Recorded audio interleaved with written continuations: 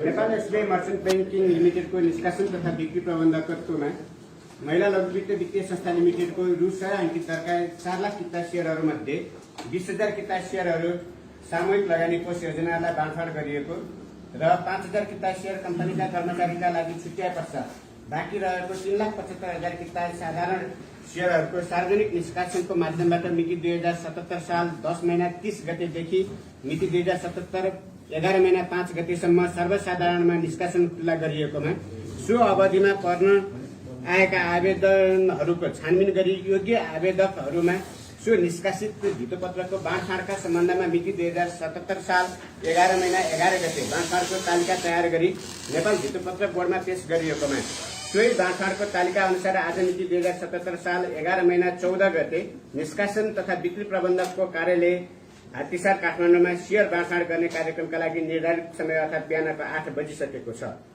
पूर्व निर्धारित समय तालिकाभित्रै कारबाही सुरु हुने भएकोले अतिथि पर्यवेक्षक तथा सर्वसाधारण लगानीकर्ताहरूलाई कृपया काउन्टरको अगाडि बसिदिनु हुन हार्दिक अनुरोध गर्दछु।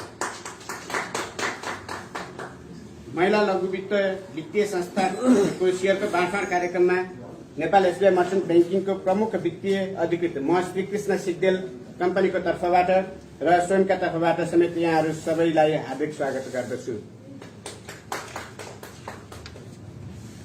अब म आजको कार्यक्रमको अध्यक्षता गरिदिनु हुन महिला लघु वित्त वित्तीय संस्था लिमिटेडको प्रमुख कार्यकारी अधिकृत श्री कृष्ण प्रसाद नेउपानेज्यूलाई हार्दिक अनुरोध गर्दछु।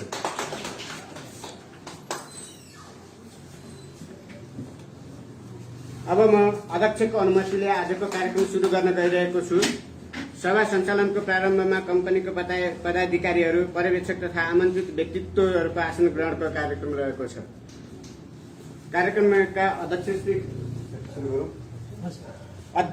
अध्यक्ष श्री कृष्ण प्रसाद नेउपानेज्यूले आजको सभाको सभाध्यक्षको रूपमा आसन गरिसक्नु भएको छ। यसै क्रममा यस सार्वजनिक निष्कासनको निष्कासक तथा बिक्री प्रबन्धक नेपाल एसबीआई मर्चेन्ट बैंकिङ लिमिटेडका प्रबन्ध सञ्चालक तथा प्रमुख कार्यकारी अधिकृत श्री देवराज अधिकारीज्यूलाई आसन ग्रहणका लागि अनुरोध गर्दछु। यसै क्रममा महिला लघु वित्त वित्तीय संस्था लिमिटेडका प्रतिनिधि श्री ममिला पौडेलज्यूलाई आसन ग्रहणको लागि अनुरोध गर्दछु। आसन ग्रहणकै क्रममा म नेपाल एसबीआई बैंकका कम्पनी सचिव श्री भीष्म नेउपानेज्यूलाई आसन ग्रहणका लागि अनुरोध गर्दछु।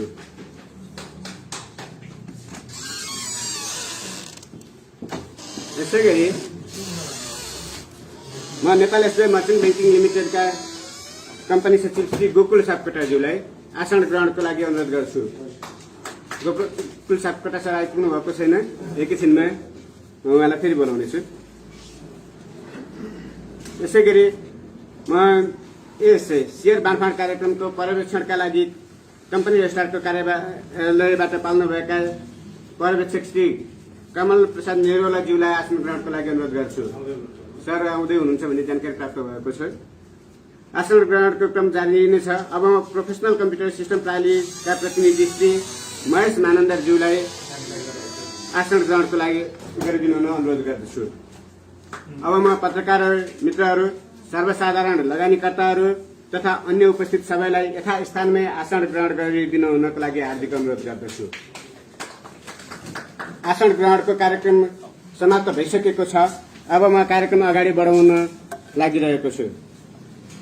नेपाल एसबीआई मर्चेन्ट बैंकिङ लिमिटेडको निष्कासन तथा बिक्री प्रबन्धकत्वमा महिला लघु वित्त वित्तीय संस्था लिमिटेडको रु 100 अंकित दरका 4 लाख किता सेयरहरूमध्ये 20,000 किता सेयरहरू सामूहिक लगानी कोष योजनाहरूलाई बाँडफाँड गरिसकिएको छ र 5,000 किता सेयर कम्पनीका कर्मचारीहरूका लागि छुट्याए पश्चात बाँकी रहेको 3,75,000 किता साधारण सेयरहरूको सार्वजनिक निष्कासनको माध्यमबाट मिति 2077 10-30 गतेदेखि मिति 77 11-5 गतेसम्म सर्वसाधारणमा निष्कासन खुल्ला गरिएकोमा सो अवधिमा पर्न आएका 15,40,035 आवेदकहरूबाट 2,37,47,590 किता सेयरको लागि आवेदन परेकोमा आवेदकहरूको छानबिन गरी 15,36,682 योग्य आवेदकहरूमा सो निष्कासित धितोपत्रको बाँडफाँडका सम्बन्धमा मिति 2077 साल 11 महिना 11 गते बाँडफाँड तालिका तयार गरी नेपाल धितोपत्र बोर्डमा पेश गरिएको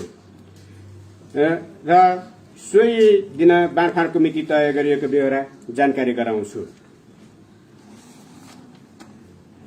अब म महिला लघु वित्त वित्तीय संस्था लिमिटेडका कार्यकारी अधिकृत श्री कृष्णप्रसाद नेउपानेज्यूलाई संस्थाको परिचय तथा वित्तीय अवस्था, साधारण शेयरको सार्वजनिक निष्कासन तथा बिक्री प्रबन्धकसँगको अनुभवका बारेमा आफ्ना भनाइहरू राखिदिनु हुन अनुरोध गर्दछु।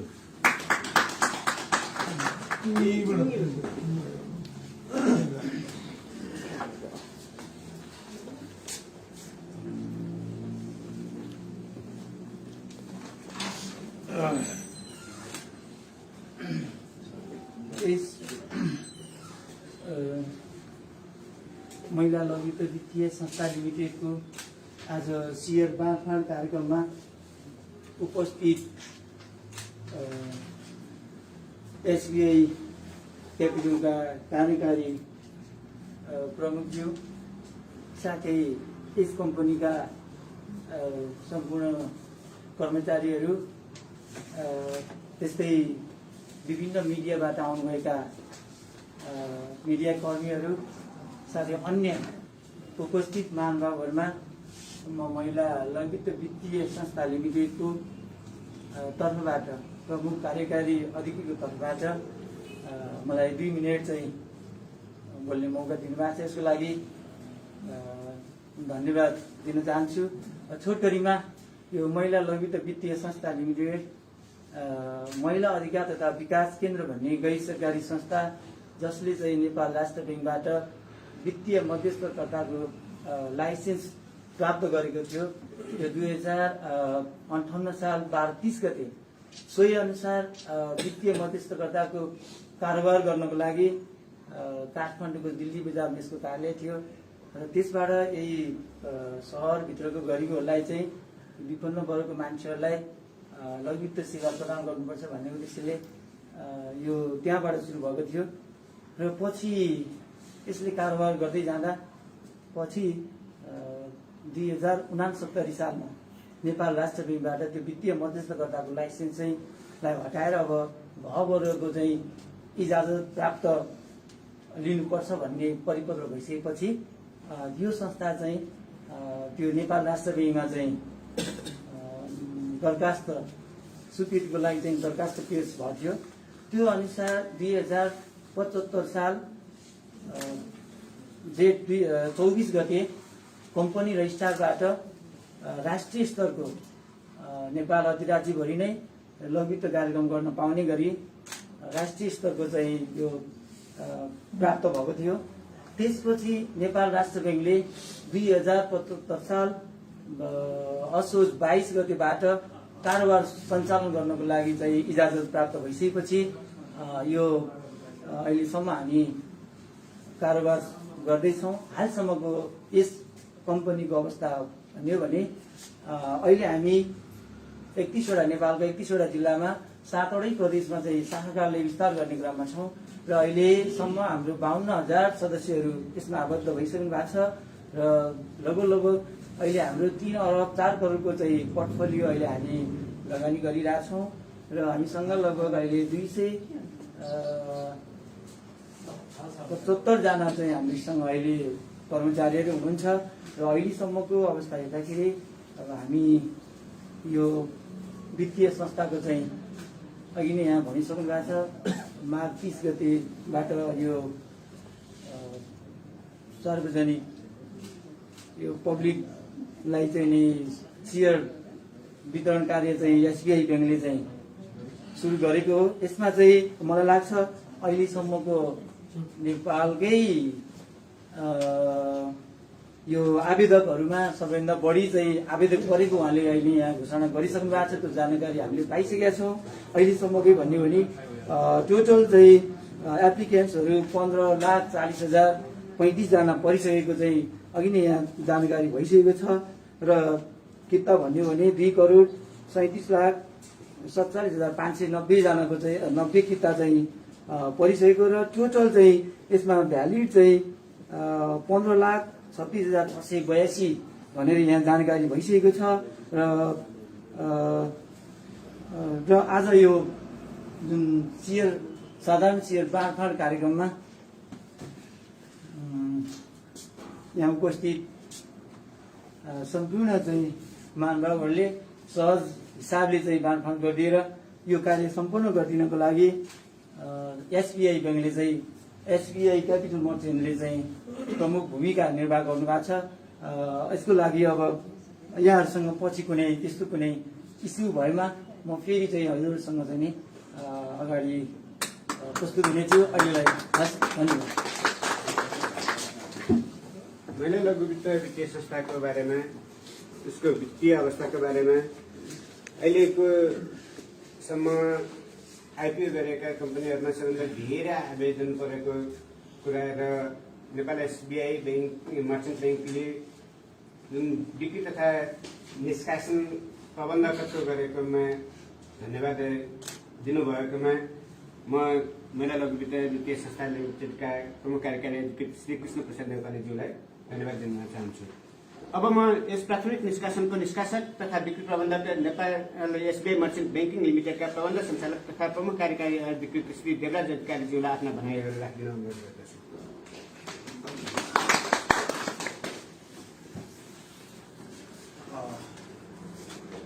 नेपाल महिला लघु वित्त वित्तीय संस्थाका प्रबन्ध सञ्चालक श्री कृष्ण प्रसाद नेपालीज्यू र कम्पनीका अन्य पदाधिकारीहरू, एसबीआई ब्याङ्कका प्रतिनिधिहरू एन्ड यो नेपाल एसबीआई मर्चेन्ट ब्याङ्किङ लिमिटेडका कर्मचारी साथीहरू, प्रतिनिधिहरू, हाम्रो प्रोफेसनल कम्प्युटर सिस्टमका प्रतिनिधि साथीहरू, सर्वसाधारण लगानीकर्ताहरू, पत्रकार मित्रहरू सबैलाई यस महिला लघु वित्त वित्तीय संस्थाको आज सर्वसाधारण सेयरको बाँडफाँड कार्यक्रममा उपस्थित भइदिनु भएकोमा सबैलाई हार्दिक स्वागत गर्दछु। अब अघि उहाँ हाम्रो सिओ साहबले भने जस्तो यो चाहिँ नि यो सार्वजनिक निष्कासनको केसमा सबभन्दा बढी सहभागिता रहेको यो निष्कासन परेकोमा म सरलाई चाहिँ नै म हार्दिक बधाई ज्ञापन गर्दछु।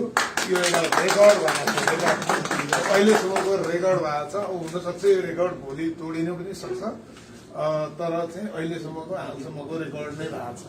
यो उत्साहजनक सहभागिताका लागि सबै सर्वसाधारण मतलब लगानीकर्ताहरूमा हाम्रो हार्दिक नमन छ। अब जम्मा अघि जानकारी दिए जस्तो टोटल 15,40,035 जनाले अप्लाई गर्नु भएकोमा 15,36,682 चाहिँ भ्यालिड एप्लिकेन्ट्सहरू हुनुहुन्छ। त्यसमा चाहिँ 3,353 चाहिँ डुप्लिकेट मतलब डबल परेर चाहिँ अब त्यो इनभ्यालिड एप्लिकेसन्सहरू भयो। अब त्यो भएको हुनाले अब अप्लाई गर्नेहरू सबैले त अब सेयर पाउने स्थिति रहेन नै, तर हामी गोला प्रथाबाट एउटा डेमोक्रेटिक हिसाबले यसलाई चाहिँ हामी चाहिँ उ गर्छौँ र सरको के छ भने यो कम्पनीको वित्तीय स्थिति पनि राम्रो र मजबुत रहेको सबैलाई जानकारी गराउँदछु म। र चाहिँ आगामी दिनहरूमा अब क्यापिटल पुँजी पनि बढाएको छ होइन। आगामी दिनमा सरहरूको चाहिँ नै के छ भने यो फैलिएर जाओस्, शाखाहरू विस्तार हुन्, ग्रुपहरू धेरै बनुन् होइन। र यो कम्पनीले चाहिँ एउटा चाहिँ यो माइक्रो क्रेडिटको उसमा चाहिँ आफ्नो बेग्लै पहिचान बनाउन सफल होस् भन्ने शुभकामना दिँदै उपस्थित सबैमा पुनः स्वागत गर्दै म यो 2 शब्द यही टुङ्ग्याउँछु र यो अलटमेन्टको कार्यक्रमलाई अगाडि बढाउनलाई हाम्रा श्रीकृष्ण सिग्देलजीलाई म आह्वान गर्छु। Thank you. धन्यवाद देवराज सर। यस निष्कासनको क्रममा यस कार्यक्रममा नेपाल एसबीआई मर्चेन्ट ब्याङ्कका कम्पनी सचिव गोकुल सापकोटा उपस्थित भइसक्नु भएको छ। उहाँलाई पनि आफ्नो ग्रहण गर्नका लागि म अनुरोध गर्छु।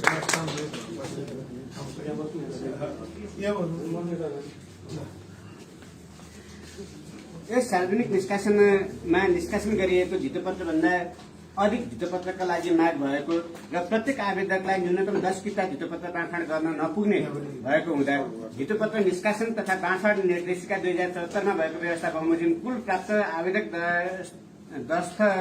दरखास्त संख्या 15,40,035 मध्ये विधिपूर्वक प्राप्त भएको 15,36,682 जना आवेदकहरूबाट 37,500 योग्य आवेदनकर्ता छनौट गरी सर्वसाधारणको लागि निष्कासन गरिएको 3,75,000 किता धितोपत्र बाँडफाँड गर्न उपस्थित लगानीकर्ताहरू मध्येबाट एकजना लगानीकर्तालाई बल झिक्न अनुरोध गर्छु। एकजना लगानीकर्ता केटा बल रमेश त्यो बलहरू एकचोटि देखाइदिनु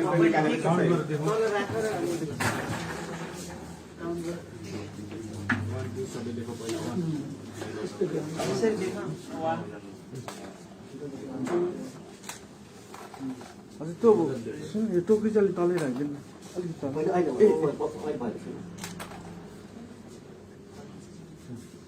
5, 6, 7, 8, 9. शुभ नाम लक्ष्मण बहादुर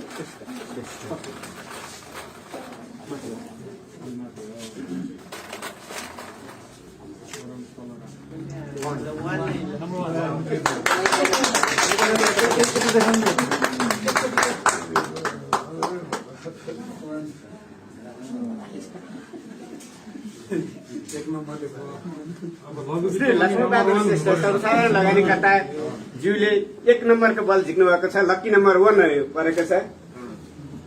अब म सफ्टवेयर कम्पनीका प्रतिनिधि ज्यूलाई सोही नम्बरलाई कम्प्युटरमा प्रविष्ट गरी 37,500 जना सफल आवेदनकर्ताहरूको छनौट गरी निष्कासन कम्पनीको 3,75,000 किता धितोपत्रको बाँडफाँडको प्रक्रिया पूरा गरिदिनु हुन अनुरोध गर्दछु।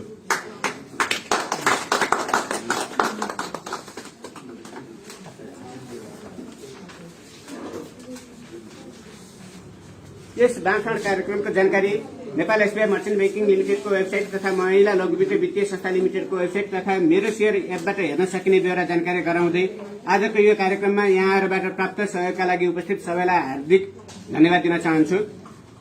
अन्य कार्यक्रमहरू बाँकी नभएकोले सभा अध्यक्षको अनुमतिले के गर्नु सर? जस्तो सर अब पुँजी पनि थोरै नै भन्नुभयो, कम्पनीको प्रोफाइल पनि सबै राम्रो छ। अब भावी योजना के छ कम्पनीको? अब कम्पनी चाहिँ विस्तारको लागि शाखा विस्तार अथवा क्यापिटल पुँजी बढाउनको लागि कम्पनीको भावी प्लान के छ? अहिले चाहिँ हामी शाखा विस्तार गर्ने क्रममा छौँ र फाइनेन्सियल अहिलेको हालको फाइनेन्सियल हेर्ने भने हाम्रो राम्रो नै छ र अब क्यापिटलको कुरा गर्दाखेरि हामीसँग अहिले 6 करोड चाहिँ 6 करोड क्यापिटल थियो। 4 करोड पुगेपछि 10 करोड हुन्छ। त्यसमा हाम्रो 18 करोड 58 लाख रुपियाँ हामीसँग रिजर्भमा पनि छ। त्यसो गर्दाखेरि हाम्रो चाहिँ 24 करोड हुन्छ र त्यो 4 करोड पनि आइसकेपछि अब हामी क्यापिटलमा 28 करोडको हाराहारी पुग्छौँ। त्यसो गर्दाखेरि हाम्रो लगानीको दायराहरू बढ्न सक्छ र हामी अब चाहिँ यो क्यापिटलले भ्याएसम्म हामी शाखा विस्तार गर्ने कार्यक्रम बढाउने पक्षमा चाहिँ हाम्रो निर्णय भएको छ। हामी अगाडि बढ्दैछौँ र राइट सेयर पनि कुनै त्यस्तो सम्भावना के छ? अनि राष्ट्र ब्याङ्कतिरबाट पनि केही सुनिन्छ अब माइक्रो फाइनेन्सहरूलाई पुँजी बढाउन अलिकति सकस छ भन्ने जस्तो पनि बजारमा सुनिन्छ। के हो हाम्रो योजना चाहिँ के छ भने योपालि हाम्रो यो फिस्कल इयर अन्तसम्ममा हामीलाई लगानी चार्जबाट आइसकेपछि पुँजीले हामीलाई छेक्दैन। हामी करिब 4 अरबको हाराहारीमा हामी लगानी गर्ने हाम्रो योजना छ। त्यस पछाडि एजिएम भइसकेपछि यो बाँडफाँडको क्रममा एजिएम भइसकेपछि हामी बोनस सेयरबाट फेरि क्यापिटल थप्ने प्रयासमा छौँ र अर्को चाहिँ योजना के छ भने त्यस्तै खाले मिल्दो चाहिँ मर्जर गर्ने भन्ने पनि प्लान छ। त्यो अर्को वर्षमा यदि क्यापिटल टाइट हुने र हाम्रो त्यो त्यस्तै पार्टनर मिलेमा अर्को संस्थासँग मर्जर गर्ने भएको कारणले गर्दाखेरि हामीलाई अगाडि बढ्नलाई मलाई लाग्छ कुनै त्यस्तो चाहिँ क्यापिटल एडुकेसन छैन।